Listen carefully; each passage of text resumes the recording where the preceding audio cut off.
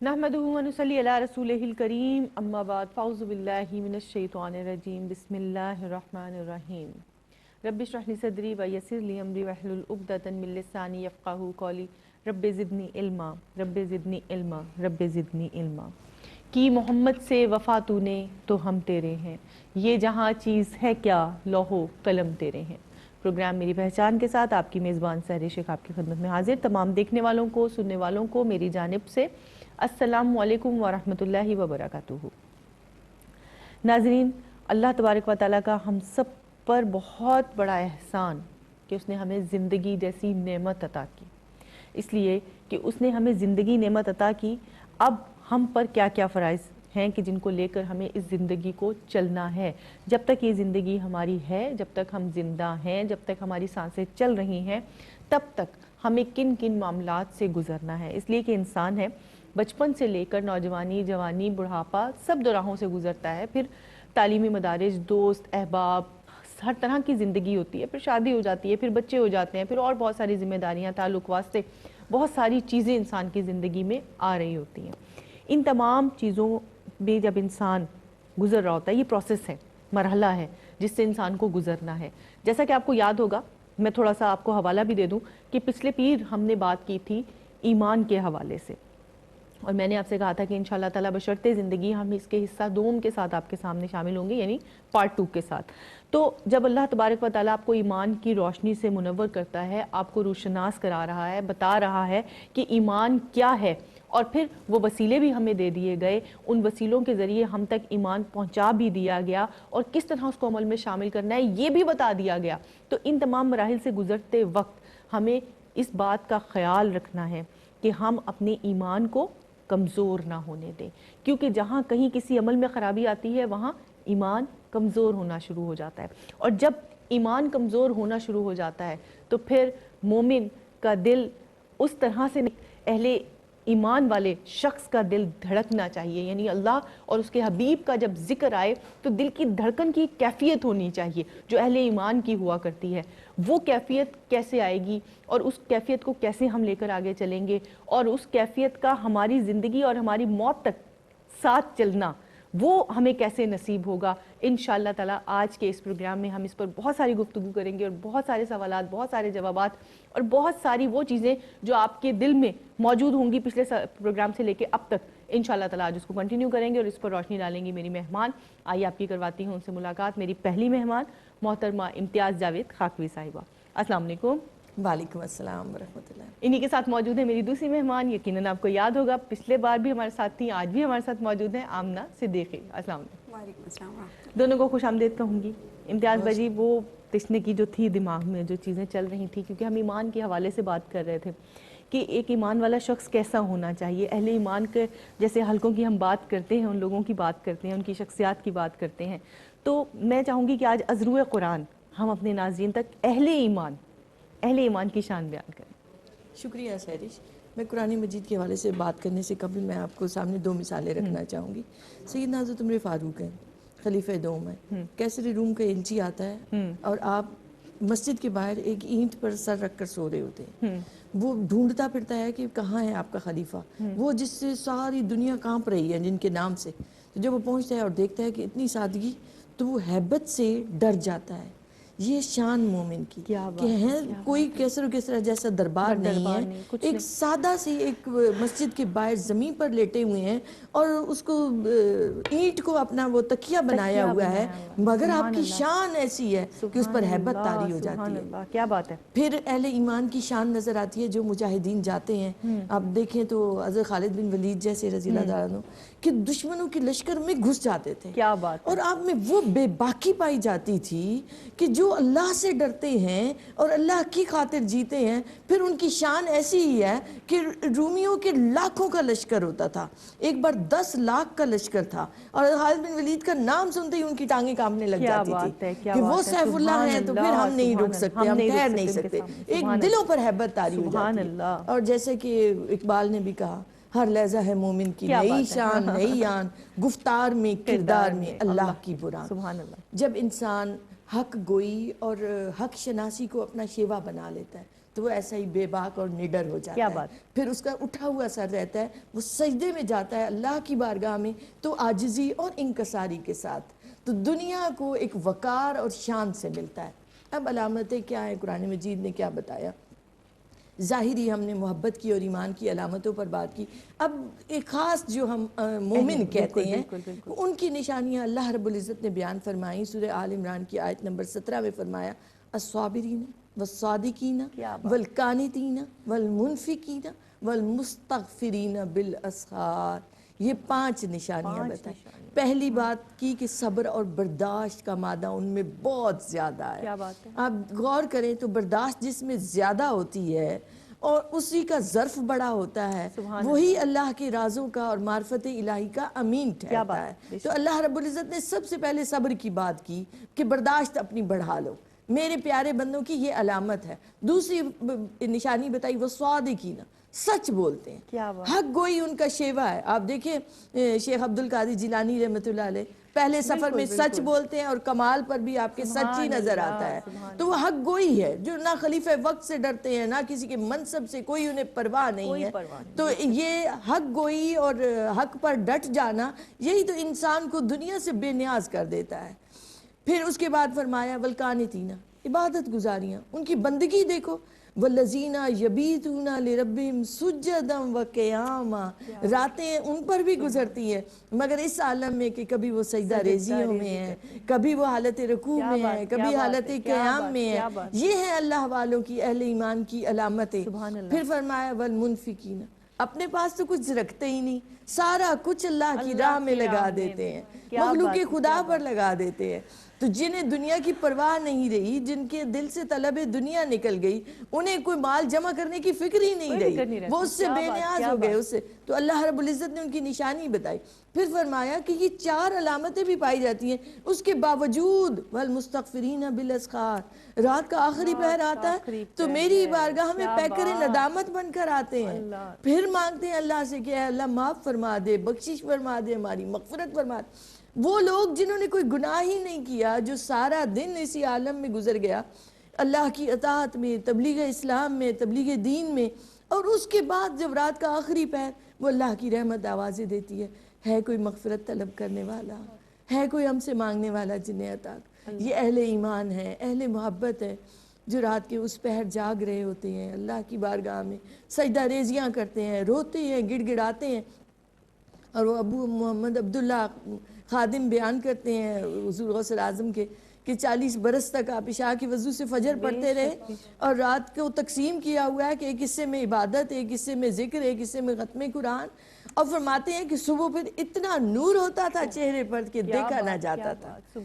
تو جو تہجد کے وقت میں اس رات کے آخری پہر میں اٹھتے ہیں, وہ ایسا نور ان کے دلوں میں داخل ہو جاتا ہے کہ وہ دن بھر وہ نور انہیں گناہوں سے محفوظ رکھتا ہے, خطاؤں سے محفوظ رکھتا ہے. پھر وہ اطاعت اور بندگی میں ہر لمحہ گزارتے ہیں. پھر بے شمار اور دیگر بھی آیات ہیں جن میں اللہ رب العزت نے کہیں انہیں ذاکرین کہا, کہیں انہیں محسنین کہا, کہیں متوکلین کہا, کہ یہ سب علامتیں ہیں. وہ عدل سے بھی آگے بڑھ کر دوسروں پر احسان کر رہے ہوتے ہیں. محسنین کہتے ہیں احسان کرنے والوں کو. اور پھر فرمایا کہ ذاکرین ذکر میں رہتے ہیں ہر وقت, وہ یاد سے غافل نہیں ہوتے. کہیں فرمایا متوکلین, بھروسہ ان کا کمال کا ہے, یقین ان کا کمال کا ہے. جس سے کیا ہوتا ہے, جب اقرار بھی ہے زبان پر اور دل میں یقین بھی ہے, تو اس سے باطن کا ان کا تزکیہ ہوتا چلا جاتا ہے, جس میں احسان کی کیفیت ہم کہتے ہیں, جو جبریل امین نے کہی تھی کہ انتا, نبی کریم علیہ السلام نے جواب دیا تھا کہ انتا عبد اللہ کا انک تراہ, کہ تو اللہ کی عبادت ایسے کرے کہ جیسے تو اللہ کو دیکھتا ہے. تو وہ کیفیت جو احسان کی ہے وہ ان پر جب وارد رہتی ہے, تو پھر وہ کوئی لمحہ ایسا نہیں آتا کہ جس میں ان سے نافرمانی ہو یا غلطی ہو. یا اللہ, اللہ تعالیٰ ہمیں بھی ایسا ہی بنا دے آمین. کہ ہم ایمان کو حاصل کرنے کی کوشش کریں, اور اسی کوشش, اسی تگ و دو میں رہیں, اور اپنی اولاد کو بھی اسی جانب لگائیں. اس لیے کہ پتہ نہیں, میں بہت ساری چیزوں میں ناظرین جب میں دیکھ رہی ہوتی ہوں, سن رہی ہوتی ہوں, تو اپنی طور پر بھی اپنی غلطیاں بھی دیکھ رہی ہوتی ہوں اور ان پر بھی اللہ سے نادم ہو رہی ہوتی ہوں. لیکن جو اپنے ارد گرد اپنے بچوں کی, اپنے بڑوں کی, اپنے ان لوگوں کی زندگیوں میں جو چیزیں دیکھ رہی ہوتی ہوں, تو اس پر بھی اللہ سے دعا کر رہی ہوتی ہوں کہ اللہ تعالیٰ ہمیں سیدھا راستہ دکھا دے, وہ راستہ دکھا دے جو صرف تیری جانب جاتا ہو, تو اللہ تعالیٰ آپ سب کو اس پر استقامت سے چلائے. میرے ساتھ موجود ہے آمنہ. میں آمنہ آپ کی طرف آؤں گی. احادیث کریمہ ہمارے لیے بہترین رہنمائی کا ذریعہ ہے. میں چاہوں گی کہ آپ مومن کے فضائل اس حوالے سے ہمیں دیں. بسم اللہ الرحمن الرحیم. مومن کے فضائل کے حوالے سے ابھی جیسے کلام اللہ کے تحت ہم نے خوشخبریاں سنی, ان کی علامات سنی. آقا علیہ الصلوۃ والسلام کی حدیث مبارکہ ہے کہ جب اللہ رب العزت نے جنت عدن بنائی تو اس میں اپنے حکم کے مطابق درخت اگائے اور درختوں کو حکم دیا کہ تم کلام کرو. تو ان درختوں نے کیا کلام کیا؟ قد افلح المؤمنون, کہ بے شک مومنین کامیاب ہو گئے ہیں. تو یہ جنت عدن میں ذکر کیا جا رہا ہے مومنین کا کہ جو ایمان والے ہیں, جو صاحب ایمان ہیں, جو اللہ اور اس کے رسول صلی اللہ علیہ وآلہ وسلم سے ایمان رکھتے ہیں, جن کا ہر وقت حضوری میں گزرتا ہے, وہ کامیاب ہو گئے ہیں. سورہ بینہ کی آیہ مبارکہ کے مفہوم کے مطابق ہے کہ ان الذین آمنوا وعملوا الصالحات اولئک هم خیر البریہ, کہ جو لوگ ایمان لائے اور اچھے کام کیے تو وہ تمام مخلوق سے بہتر ہیں. یہاں آقا علیہ الصلوۃ والسلام نے ارشاد فرمایا صحابہ اکرام سے, حضرت ابو ہریرہ رضی اللہ تعالیٰ عنہ کی روایت ہے کہ نبی کریم صلی اللہ علیہ وآلہ وسلم فرماتے ہیں کہ اللہ رب العزت کی بارگاہ میں فرشتوں کا مقام و مرتبہ کیا ہے؟ تو صحابہ اکرام نے عرض کی یا رسول اللہ, اللہ اور اس کے رسول صلی اللہ علیہ وآلہ وسلم ہی بہتر جانتے. تو حضور علیہ الصلوۃ والسلام نے مزید آگے ارشاد فرمایا اللہ کی بارگاہ میں اس کے ملائکہ کا جو مقام و مرتبہ ہے اس سے بھی زیادہ کسی کا مقام و مرتبہ بتاؤں؟ صحابہ اکرام نے عرض کی یا رسول اللہ وہ کون ہے؟ فرمایا وہ بندہ مومن ہے کہ جب اس کے اعمال روزہ محشر میں تولے جا رہے ہوں گے تو اس کا مقام و مرتبہ دیکھنے والا ہوگا کہ فرشتوں سے بھی افضلیت حاصل کر لے گا, محبت میں, ایمان الہی کی وجہ سے, اللہ رب العزت کی بارگاہ میں حضوری کی وجہ سے, اور آقا علیہ الصلوۃ والسلام کی محبت کی وجہ سے. پھر دیگر اعمال کے اعتبار سے جب ہمیں بتایا جاتا ہے تو یہ ذکر ہوتا ہے کہ بروز حشر کچھ لوگ ایسے ہوں گے کہ جن کے چہرے بہت نورانی ہوں گے اور وہ موتیوں کے منبر پر بیٹھے ہوئے کیا ہوں گے. بات ہے, سبحان دیگر لوگ اللہ, دیکھ کر ان کو سبحان رشک اللہ. کر رہے ہوں گے کہ آیا یہ کون ہے. تو اللہ رب العزت نے آقا علیہ الصلوۃ والسلام کے ذریعے ہمیں یہ تعلیم دی. حضور نے فرمایا کہ یہ وہ لوگ ہوں گے جو الگ الگ قبیلوں کے رہنے والے ہوں گے لیکن آپس میں ایک دوسرے سے اللہ کی خاطر محبت کرتے ہوں گے اور اللہ کو یاد کرنے کے لیے, اللہ کا ذکر کرنے کے لیے ایک ساتھ بیٹھ جاتے ہوں گے. یہ مومنین ہیں اور ان کے لیے یہ اعزاز اس وجہ سے ہے کہ یہ کامل ایمان والے ہیں اور اللہ کی یاد میں ہمہ وقت رہا کرتے ہیں. کیا بات ہے, کیا بات ہے. ناظرین, گفتگو کا سلسلہ جاری ہے. بہت خوبصورت گفتگو اہل ایمان کی شان, مومن کی فضیلت بیان ہو رہی ہے. ضرور قرآن حدیث مبارکہ سلسلہ جاری و ساری رہے گا. میری پہچان میں آپ رہیے گا ہمارے ساتھ. ایک مختصر سے وقفہ ہے, انشاءاللہ ملتے ہیں اس کے بعد. ہیں آپ کو ایک بار پھر خوش آمدید. اور یقیناً ہم بہت ساری باتیں اس وقت کر رہے ہیں ایک دوسرے کے ساتھ اور بہت ایک خوبصورت سلسلہ جاری و ساری ہے. ہم بات کر رہے ہیں کہ کس طرح سے اللہ تبارک و تعالیٰ سے محبت کرنی چاہیے, یعنی وہ درجہ کیا ہونا چاہیے ایک مومن کا. میں چاہوں گی اس حوالے سے ضرور گفتگو ہو. دیکھیں نبی کریم علیہ الصلوۃ والسلام کی اس حدیث مبارکہ سے شروع کروں گی کہ تم اس وقت تک مومن نہیں ہو سکتے جب تک میں تمہیں اپنے آبا و اجداد, اپنی جان مال سب سے زیادہ بڑھ کر عزیز نہ ہو جاؤں. حضرت عمر فاروق رضی اللہ عنہ سے پوچھا کہ آپ ایمان کی کیا حالت ہے, تو آپ نے فرمایا کہ تھوڑی دیر کو سوچا اور پھر فرمایا کہ آپ سب سے زیادہ عزیز ہیں, اپنی اولاد سے زیادہ, مال سے زیادہ, مگر مجھے لگتا ہے کہ مجھے اپنی جان زیادہ پیاری. تو فرمایا کہ عمر ابھی ایمان مکمل نہیں ہوا. تو آپ پھر تھوڑی دیر کے خاموش رہے اور اس کے بعد فرمایا کہ یا رسول اللہ اب آپ مجھے اپنی جان سے بھی بڑھ کر محبوب ہیں. تو نبی کریم علیہ الصلوۃ والسلام نے فرمایا کہ اب ایمان مکمل ہوا. اسی طرح اللہ رب العزت نے سورہ توبہ میں فرمایا کہ اے محبوب آپ انہیں بتا دیجئے کہ اگر تمہیں اپنے آبا و اجداد, اپنی جان, اپنی مال, اپنی اولاد, ان سب چیزوں کا ذکر کیا, اگر تمہیں اللہ اور اللہ کے رسول سے زیادہ پیارے ہیں اور جہاد سے زیادہ پیارے ہیں تو پھر انتظار کرو کہ اللہ کا حکم آئے. تو ایک جلالی کیفیت نظر آتی ہے. گویا ایمان والوں کا سب سے زیادہ محبوب تعلق ہی اللہ اور اللہ کے رسول صلی اللہ علیہ وآلہ وسلم سے, جیسے کہ اللہ رب العزت نے خود فرمایا والذین آمنوا اشد حبا للہ. ایمان والوں کی اللہ سے شدید محبت کو علامت کے طور پر ایسے بیان کیا جا رہا ہے کہ آپ غور کریں آیت کے اسلوب پر تو ایسا لگتا ہے کہ اللہ کو بڑا مان ہے, یہ میرے بندے ہیں, یہ مجھ سے محبت کرنے والے ہیں. تخلیق پر اللہ, کیا بات ہے. اور توحید تو یہ ہے کہ خدا حشر میں کہہ دے یہ بندہ دو عالم سے خفا میرے لیے ہے, کہ وہ جو فرشتوں نے بھی کبھی کہا تھا کہ مولا تو کیوں بناتا ہے, تو فرشتوں کے سامنے اللہ فخر کرتا ہے کہ یہ دیکھو یہ بندہ میرا ہے جو مجھ سے محبت کرتا ہے. تو اپنی اولاد سے بڑا پیار ہوتا ہے, سب کو بڑا پیار ہے, یہ فطری ایک ہے انسان کے اندر ڈالی گئی ہے. مگر یاد رکھیں ایمان والوں کی سب سے زیادہ محبت اللہ اور اللہ کی رسول سے ہے. آپ بالمقابل دیکھیں، اپنے بچوں کو دیکھیں، اپنے ماں باپ کو دیکھیں، ان سب سے بڑھ کر جب یہ محبتیں اللہ کی اور اللہ کے حبیب کی محبت کے تابع رہتی ہیں تو پھر یہ محبتیں عبادت بن جاتی ہیں. مگر اگر آپ نے اللہ اور اللہ کے رسول کی محبت کو پیچھے ڈال دیا اور ان اولاد سے محبت اور دنیا داری سے محبت اور منصب اور عزتوں سے محبت کرنے لگے تو پھر یہ سب آپ کو گناہوں کی دلدل میں دھسا دیں گے، جس سے ایمان، اخلاق، روحانیت، ان سب اقدار میں ہم گر جاتے ہیں اور ذلت اور پستی میں چلے جاتے ہیں. شیطان تو چاہتا ہی ہے. تو ہمیں اپنی ایک تجدید ایمان ہمیں کرنا ہے، بار بار یہ سوچنا ہے کہ یہ سب چیزیں برحق ہیں، ان کا خیال بھی رکھنا ہے، ان کی ضرورتیں بھی پوری کرنی ہے، مگر سب سے پہلی محبت اللہ اور اللہ کے رسول سے. جب یہ پرائرٹی سیٹ ہو جاتی ہے انسان کی فکر میں، سوچ میں، نیت میں، اس کے اندر باطن میں، تو آپ دیکھیں تو عمل خوبصورت سامنے آ جاتا ہے اور اسی فکر اور اسی سوچ کا اثر اس کی صفات پر پڑتا ہے، یہ جسے ہم اخلاق عالیہ کہتے ہیں. اب دیکھیے تو اللہ رب العزت نے ساری صفات گنوائیں کہ یہ ابتدا میں سورہ بقرہ میں، اور اس کے بعد فرمایا اولئک علی ھدی من ربہم واولئک ھم المفلحون. اب یہ ہدایت کی بڑی منصب پر بیٹھنے کے قابل ہو گئے، یہ اس منصب پر فائز ہو گئے کیونکہ ان میں وہ ساری علامتیں پائی جاتی ہیں. اللہ سے محبت کی، اللہ کے رسول سے محبت کی، ظاہری اعمال افعال اس بات کی گواہی دے رہے ہیں.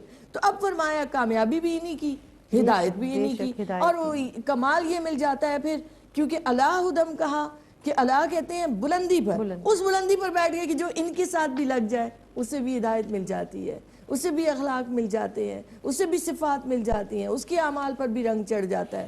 بھئی وہ خوشبو کی شیشی کھلے تو خوشبو سے کمرہ معطر ہو جاتا ہے، تو جہاں ایمان والا محبت والا بیٹھا ہوگا تو اس سے محبت کی خوشبو اسی لیے ایمان والے کو پھیلتی ہے، خوشبو سے تعبیر کیا جاتا ہے. بے شک اس میں کوئی شک نہیں ہے. ناظرین، ہم بات کر رہے ہیں آج مومن کے حوالے سے کہ مومن کو اپنے رب سے کس درجے کی محبت قائم کرنی ہے.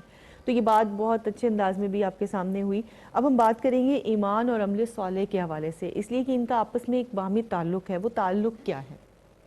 جی دیکھیں، ایمان اور اعمال صالح کا بہت گہرا آپس میں تعلق ہے. میں اس کا جواب قرآن پاک کی سورہ عصر سے دینا چاہوں گی کہ جس میں اللہ رب العزت فرما رہے والعصر ان الانسان لفی خسر الا الذین آمنوا وعملوا الصالحات وتواصوا بالحق وتواصوا بالصبر. کہ قسم کھائی اللہ رب العزت نے زمانے کی کہ زمانے کی قسم، بے شک انسان ضرور نقصان میں ہے مگر جو ایمان لائے اور اچھے کام کیے اور ایک دوسرے کو حق کی تاکید کی اور ایک دوسرے کو صبر کی وصیت کی. یہاں دیکھیں، جب ہم ایمان کا ذکر کرتے ہیں تو اب ہمیں پریکٹیکل بھی آنا ہے کہ جب ہم ایمان لے آئے ہیں تو اب ہمیں اس کو کر کے بھی دکھانا ہے، تو وہ اعمال صالحہ کے ذریعے ہوگا. اور وہ کس طرح ہے کہ انما الاعمال بالنیات، آپ کی نیتوں کو دار و مدار، آپ کے جو ہے وہ اعمال کا دار و مدار جو ہے وہ آپ کی نیتوں پر ہوتا ہے. تو اب جب نیت خالص ہوگی تو اعمال اچھا ہوگا، اور نیت خالص نہیں تو اس اعمال کا کوئی فائدہ نہیں. بہت سارے لوگ ہیں جو بغیر ایمان کی روشنی اپنے دل میں لیے، ایمان کا نور اپنے دل میں لیے اچھے کام کرتے ہیں، لیکن ان اچھے کام کا کوئی فائدہ نہیں کیونکہ ان کو ایمان کی حلاوت حاصل نہیں ہے. بہت سارے لوگ ہیں جو ایمان تو ہے لیکن اچھے کام کرنے سے رکے ہوئے ہیں، گناہوں میں مشغول ہیں، تو وہ بھی ایمان ان کا مکمل نہیں جب تک دونوں چیزیں ساتھ نہیں لے کے چلی جائیں گی.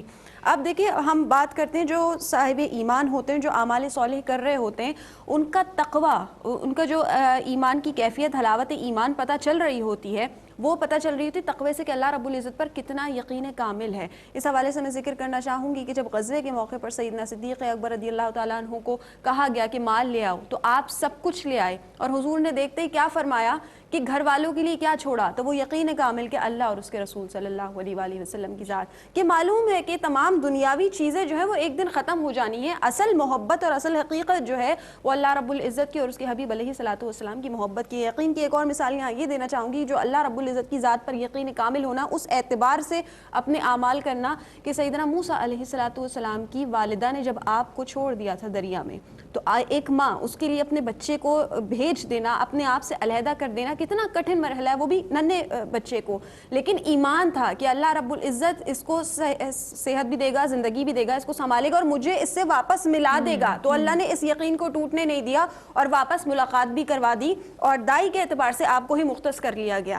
تو یہاں اللہ رب العزت پر یقین کامل رکھنا جو ہے وہ ایمان کی ایک بہت بڑی کہہ لینا چاہیے تقاضا ہوتا ہے، اور اسی اعتبار سے جب انسان عمل کر رہا ہوتا ہے تو وہ اعمال صالح کی طرف آ جایا کرتے ہیں. اور جب ہماری سوچ یہ ہوتی ہے کہ ہم اللہ رب العزت کی بارگاہ میں ہمہ وقت ہیں، اللہ ہمیں دیکھ رہا ہے، تو اعمال صالح خود بخود کرتے چلے جاتے ہیں کہ اچھے کام کریں گے، اچھے کاموں کی ترغیب دیں گے. ہم جب ابھی اللہ رب سیرت العزت غوث کو پاک کا بھی پروگرام کر رہے تھے تو ہم دیکھ رہے تھے کہ آپ کے والد صاحب ایک سیب کھا لیتے ہیں، جی تو ان کو اپنے اس سیب کھانے پر بھی اس چیز کا گمان ہوتا ہے کہ میں نے کہیں بلا اجازت کھا لیا، تو وہ مالک کی تلاش میں اپنے عمل کو صالح کرنے کے لیے نکل پڑتے ہیں. اور دیکھیں پھر جزا کیا ملتی ہے. کیا بات ہے. تو یہ جب اللہ رب العزت کی خوشنودی اور رضا حاصل کرنے کے لیے، آقا علیہ الصلوۃ والسلام کی حضوری حاصل کرنے کے لیے جب ہم کوئی عمل کرتے ہیں وہ اعمال صالح ہو جاتے ہیں. اور اعمال صالح پر بات رک نہیں جاتی کہ ہم نے اچھے اعمال کر لیے تو بس ہماری ڈیوٹی ختم. نہیں، یہی اعمال صالح کرنے کی ہمیں ترغیب بھی دینی ہے، کیونکہ ایمان سے اور اللہ رب العزت سے محبت کرنے سے جو رحمتوں کا نزول ہم پر ہو رہا ہے،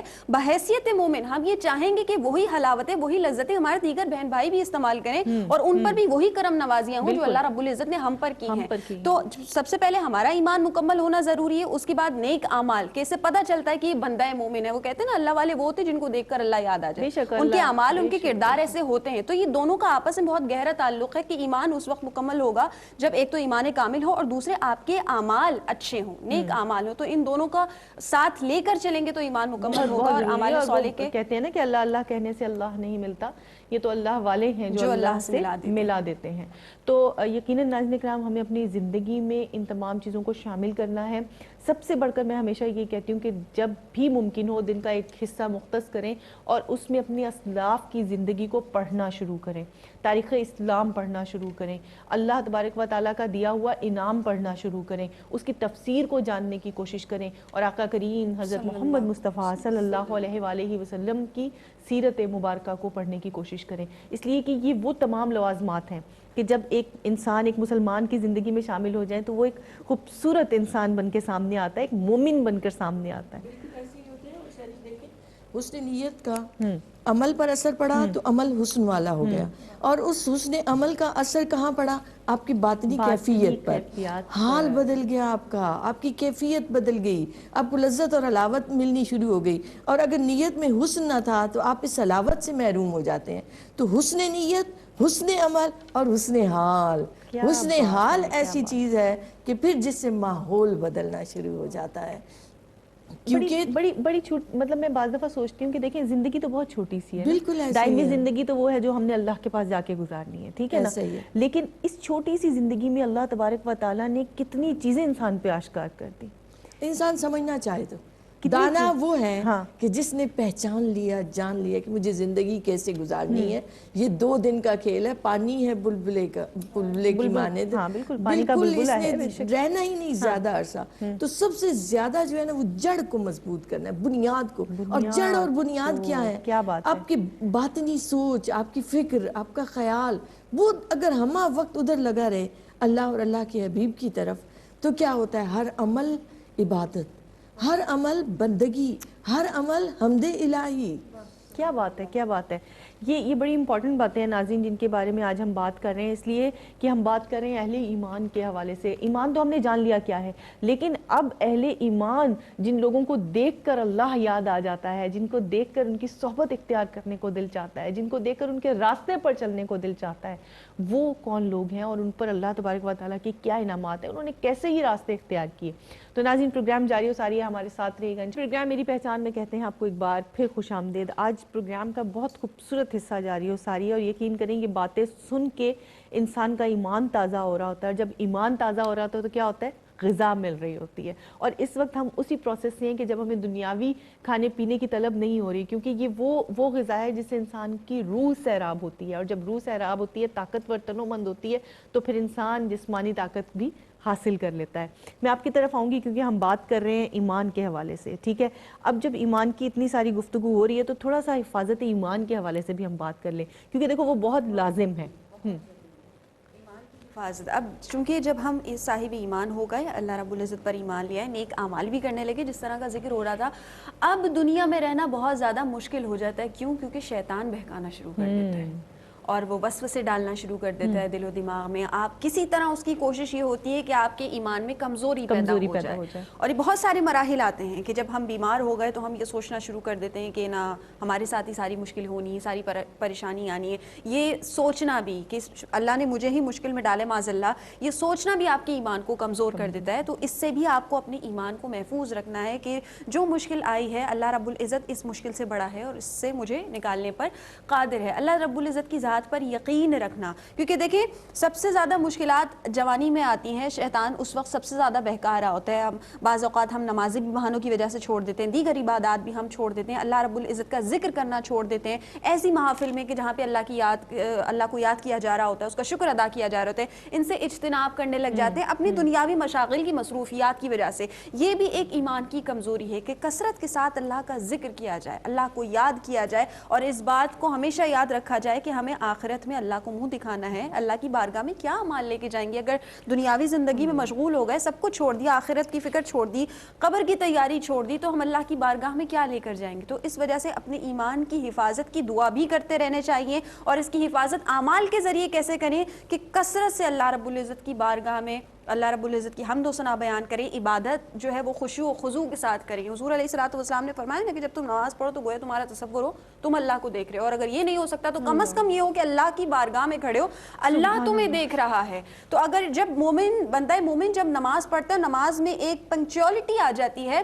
تو نماز کے باہر بھی یہی کیفیت ہوتی ہے کہ میں اللہ کی بارگاہ میں ہوں, اللہ مجھے دیکھ رہا ہے. اور جب اس سوچ کے ساتھ ہم کوئی بھی عمل کریں گے تو یقیناً پھر ہم گناہوں کی طرف جانے سے, بری صحبتوں میں جانے سے بچ جائیں گے, کیونکہ ہمیں معلوم ہے یہ جو کام میں کرنے جا رہی ہوں یا جا رہا ہوں, اس سے میرا رب راضی ہوگا یا ناراض ہوگا. یہ فیصلہ ہم کر لیں گے کہ اگر وہ راضی ہوگا تو یقیناً پھر ہم اعمال صالح ہی کرتے رہیں گے اور برے کاموں سے اپنے آپ کو بچا کر رکھیں گے. اور اگر یہ فکر ختم ہو گئی کہ مطلب موت کی فکر, جس طرح عرف عام میں ہم کہتے ہیں کہ آج ہم بھولے بیٹھے ہیں کہ ہمیں مرنا بھی ہے اور ہمیں حساب بھی دینا ہے, اگر یہ فکر ختم ہو گئی تو ایمان کمزور ہو جائے گا. تو اس لیے ایمان کی مضبوطی کے لیے سب سے پہلے اپنے لیے دعا کیجیے کہ اللہ رب العزت ہمیں ایمان کی سلامتی کے ساتھ ہمارا خاتمہ بالخیر کرے. یہ آخری وقت میں خاص طور پہ جب ہمارا نزا کا عالم ہوتا ہے, اس وقت اسی لیے شریعت مطہرہ کہتی ہے کہ جب نزا کسی پر طاری ہو جائے تو اس کے سامنے کلمہ طیبہ تو آپ پڑھیں, لیکن یہ نہ کہیں کہ تم بھی پڑھو, کیونکہ اس وقت ہمیں نہیں معلوم وہ کس تکلیف سے گزر رہا ہے. ہو سکتا ہے تکلیف کی وجہ سے ذہن کام کرنا چھوڑ دیتا ہے, وہ کوئی ایسے کلمات کہہ دے کہ ایمان خراب ہو جائے. تو صرف اس کے سامنے ورد کرتے رہیں کہ کم از کم زبان ساتھ نہیں دے رہی تو وہ دل سے تو اقرار کر لے. تو یہ ایسے نازک مواقع ہوتے ہیں کہ جہاں پہ ایمان ضائع ہونے کا خطرہ ہوتا ہے, اس لیے بارہا دعا کرتے رہنے چاہیے کہ اللہ رب العزت ہمارے ایمان کی حفاظت فرمائے, خاتمہ بالخیر. بالکل. مجھے اپنے بچپن کا ایک وہ یاد آ رہا ہے سلسلہ, اس لیے کہ ہماری دادی اللہ تعالیٰ ان کو غریق رحمت کرے, وہ جب ہمیں سکھاتی تھیں تو وہ بتایا کرتی تھیں جب ہم نماز کے لیے کسی چیز کا ارادہ کرتے تھے, سستی ہوتی تھی نا, تو انہوں نے کیا کرنا, انہوں نے کہنا دیکھو اللہ تعالیٰ نے تمہارے ساتھ نا نیکی کے فرشتے لگائے ہوئے ہیں, اب وہ منتظر ہیں کہ تم نے یہ کام کرنا ہے, وہ کھڑے ہوئے ہیں تمہارے انتظار میں, تم اٹھو گی یہ کام کرو گی وہ فرشتے تمہارے ساتھ آ جائیں گے, اور تم نہیں آؤ گی نا تو اللہ تعالیٰ ان کو واپس بلا لے گا اور پھر تمہارے ساتھ برائی والے لوگ آ جائیں گے, تو پھر تم برے کاموں میں لگ جاؤ گی. تو وہ اس طرح سے ہمیں تربیت ہماری کیا کرتی تھی کہ اٹھو تمہارے ساتھ فرشتے لگ جائیں گے. تو آج مجھے لگتا ہے کہ ہمارے یہاں تھوڑا سا اس چیز کا بھی فقدان ہے کہ ماں باپ اور بڑے بزرگ جو ہیں بچوں کو اس طرف سے بھی تھوڑا سا مطلب نہیں سمجھا رہے, کیونکہ دنیا داری شاید اس سٹیج پہ چلی گئی ہے. تو تھوڑا سا اس طرف بھی میرے خیال میں توجہ ہونی چاہیے تاکہ بچوں میں جو ہے عمل صالح کرنے کی ایک ترغیب پیدا ہو. بچپن میں اگر مجھے ذکر وقت دیا جائے تو میں ایک بات ذکر کرنا چاہوں گی کہ بچپن میں ہمارے مطلب یہ سکھایا جاتا تھا بچوں کو کہ جب اندھیرا ہو جائے, لائٹ چلی جائے, فوراً کلمہ طیبہ پڑھو, ٹھیک ہے, یا جیسے ہی اذان کی آواز ہے کلمہ طیبہ پڑھ کے پھر اذان کے کلمات. اس کی وجہ کیا ہے, کبھی ہم نے سوچا کہ اندھیرا ہو جائے, لائٹ چلی جائے تو ہم نے کلمہ پڑھنا ہوتا ہے؟ اس کی سوچ یہ ہوتی ہے مومنین کی کہ جب انسان اپنی قبر میں جائے گا اور جب قبر ڈھک دی جائے گی تو اندھیرا ہوگا. اب یہ دنیاوی عادت پختہ ہے نا آپ کی کہ جیسے ہی اندھیرا ہوا آپ نے کلمہ پڑھا, قبر میں بھی آپ نے پڑھ دیا تو سارے معاملے ختم. سبحان اللہ. دیکھو یہ کتنی چھوٹی چھوٹی باتیں کو دیکھتے ہیں تو ہمیں پتہ چلتا ہے کہ ہمارے بزرگ ہماری کس طرح تربیت کر رہے تھے. تو یہ سب چیزیں ناظرین بہت کام آتی ہیں, اس لیے کہ ایمان کو کمزور جو چیزیں بنا رہی ہوتی ہیں، آج ہم دیکھتے ہیں کہ ہمارے بچے اس طرف تیزی سے راغب ہو رہے ہیں. تو ہمیں اس سے بچانا ہے. یہ بڑوں کی ذمہ داری ہے کہ وہ کس طرح سے بچوں کی تربیت کرتے ہیں. ہم بات کریں گے کلمات، بھی بات ہو رہی ہے کہ کلمات بھی مختلف ادا کیے جاتے ہیں. تو کلمات ایمان اور حقیقت ایمان، اس کے درمیان جو ڈفرنس ہے یا ان کی کیا مناسبت ہے، میں چاہوں گی اس حوالے سے ضرور بتائیں.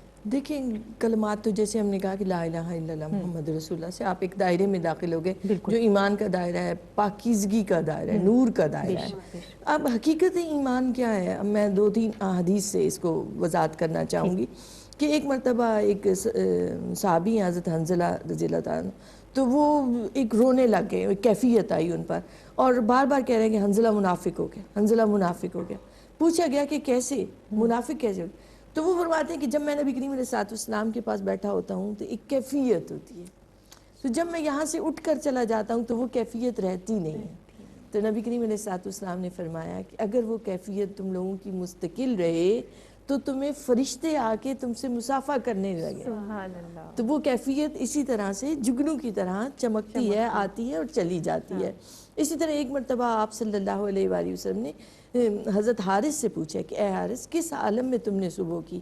تو انہوں نے عرض کیا کہ یا رسول اللہ صلی اللہ علیہ وآلہ وسلم میں نے اس عالم میں صبح کی کہ میں فرشتوں کو دیکھتا ہوں، جنت اور دوزخ کو دیکھتا ہوں کھلی آنکھوں سے جیسے.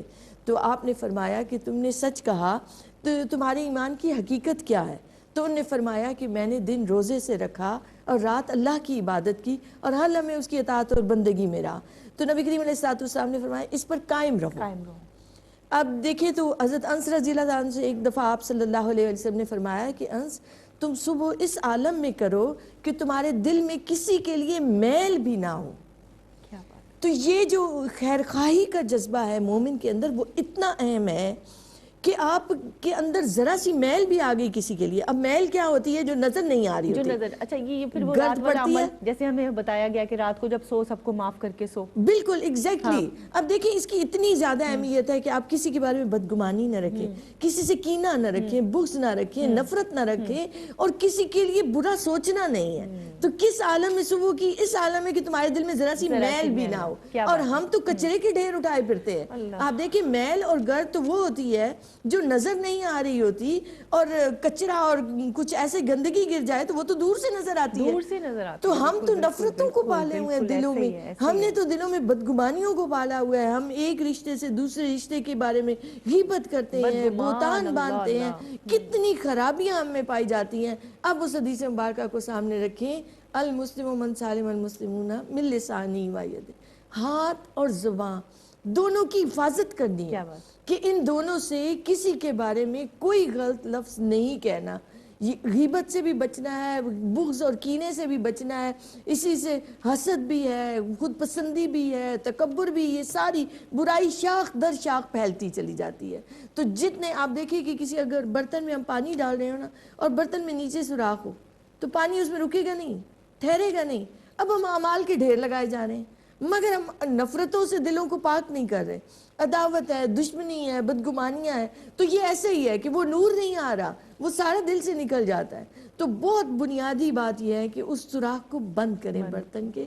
اور اس کو بند کرنے سے مراد یہ ہے کہ دل سے سب کی کینہ، بغض، وہ سب میل کچیل جو ہے اس کو نکال دیا جائے تاکہ دل خالی ہو اور اللہ کی محبت آئے اس میں، اللہ کی رسول کی محبت آئے، نور آئے اس میں. اس دل میں ایمان کا نور آئے گا، وہ جگمگانے لگے گا تو عمل چھوٹا بھی ہوگا، کم بھی ہوگا تو تب بھی اس کے اثرات اور اس کی خیر و برکات کثیر ہوں گی. سبحان اللہ. تو یہ کوئی مشکل بات نہیں ہے. اگر ہم نے سوچ لیا تو اہل ایمان کر سکتے ہیں. بے شک بے شک. چھوٹا سا کیا ہوا عمل بھی خالص نیت سے کیا ہوا ہو اور اس بات سے، اس نیت کو لے کر کیا جائے کہ اللہ اور اس کا حبیب ہم سے راضی ہو جائے، تو اللہ تبارک و تعالیٰ اس کا بدلہ کثیر تعداد میں دے دیتا ہے. بہت شکریہ آپ دونوں مہمانوں کی آمد کا. پروگرام آخری لمحات پہ بہت خوبصورت ٹاپک رہا. انشاءاللہ تعالیٰ بشرط زندگی نئے ٹاپک کے ساتھ آپ لوگوں کے ساتھ یہاں پھر نشست کریں گے. ناظرین اکرام، ARY QTV ایک ایسا پلیٹ فارم کہ جہاں پر خواتین کو یہ موقع فراہم کیا جاتا ہے کہ وہ گفتگو کریں اور اس انداز میں کریں کہ اسلام کے سانچے میں ڈھل جائیں. یہ وہ بہترین پلیٹ فارم ہے کہ جہاں پر ہمیں زندگی جینے کا ڈھنگ سکھایا جا رہا ہے. یہ وہ بہترین پلیٹ فارم ہے کہ جہاں ایک ماں بہن بیٹی کی اسلامی خطوط پر تربیت کی جا رہی ہے، اور اس میں کوئی شک نہیں ہے کہ اللہ تبارک و تعالیٰ کا ان پر بھی بہت احسان ہے. اللہ تعالیٰ مزید ان کو برکتیں خیر عطا فرمائے. اور اللہ تبارک و تعالیٰ کا آپ سب پر بھی یہ احسان ہے کہ آپ کے گھروں میں ٹیلی ویژن موجود ہے اور آپ کی اسکرین پر اس وقت یہ پروگرام دکھائے جا رہے ہیں. تو اس لیے اس وقت کو کم نہ جانے، اس نعمت کو کم نہ جانے، کیونکہ یہ وہ تمام کتب سے لیا گیا علم ہے کہ جو ہمارے لیے اصلاح کے طور پر اتاری گئی ہیں، اور ان تمام اصلاح کی روشنی کو لیے، یعنی ان تمام حروف کو لیے ہماری مہمان یہاں آتی ہیں اور آپ کے درمیان الفاظ کے موتی بکھیرتی ہیں. اللہ تبارک و تعالیٰ ان کا بھی آنا قبول و منظور کرے، ہمارا بھی اس مسند پر بیٹھنا قبول کرے، اور ہمیں یہ توفیق عطا فرمائے کہ ہم استقامت کے ساتھ ایمان کو حاصل کر سکیں. اس لیے کہ جس نے ایمان حاصل کر لیا اس نے ہر چیز کو پا لیا. اللہ تبارک و تعالیٰ کی طرف سے دیا گیا ایمان یعنی ان تمام چیزوں کی حفاظت بہت لازم ہے کہ اللہ اور اس کے رسول پر ایمان لانا، اس کی دی گئی تمام کتب پر ایمان لانا، قرآن حکیم پر ایمان لانا، تمام فرشتوں پر، ملائک پر ایمان لانا، اور آخرت پر، تقدیر پر ایمان لانا. یہ تمام چیزیں جب آپ کی زندگی میں شامل ہو جائیں گی، جب تقدیر پر ایمان لائیں گے تو پھر بہت ساری چیزیں اور بھی سامنے آ جائیں گی. اس لیے کہ اللہ تبارک و تعالیٰ کا اپنے بندوں پر بہت انعام ہے. یہ یاد رکھیں کہ وہاں سے خیر آتا ہے انسان کے لیے، اور وہی بھلائی کا دروازہ ہے، وہی فلاح کا دروازہ ہے. تو وہاں سے ہی آپ کو ہر چیز ملنے والی ہے. اللہ تبارک و تعالیٰ کے حضور حاضر ہو جائیں، اور صرف اس شعر پر اختتام کروں گی کہ وہ ایک سجدہ جسے تو گرا سمجھتا ہے، ہزار سجدوں سے دیتا ہے آدمی کو نجات. پروگرام میں کسی بھی قسم کی غلطی پر معافی کی طلبگار ہوں. اپنی میزبان سرش کو دیجیے گا اجازت. فی امان اللہ. السلام علیکم ورحمۃ اللہ وبرکاتہ.